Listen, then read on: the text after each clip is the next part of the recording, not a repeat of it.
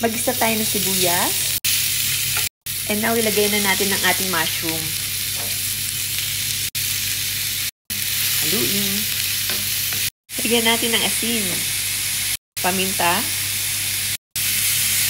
So, yan na. Luto na. Ilagay na natin sa ating crust. Ayan, ikalat natin mabuti dito sa ating crust. Ayan. So, paghatiin natin ito sa dalawa.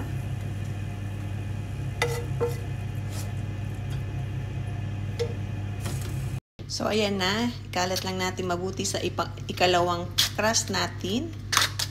So, ito na yung ating batter na nilagyan natin ng 5 eggs. Ayan, nilagyan rin natin siya ng 2 packs ng soya cream, 2 kutsarang harina, at nilagyan rin natin siya ng asin at pepper. Nilagyan rin natin siya ng mustard. Ibuhusan natin sa ating pie crust. At sa ating pangalawang pie crust, ayan, mag-sprinkle na tayo ng grated cheese. Lagyan rin natin itong isa pa. And now, isa lang na natin sa ating oven.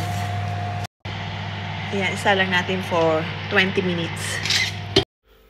Okay, ayan. Ready na yung ating quiche.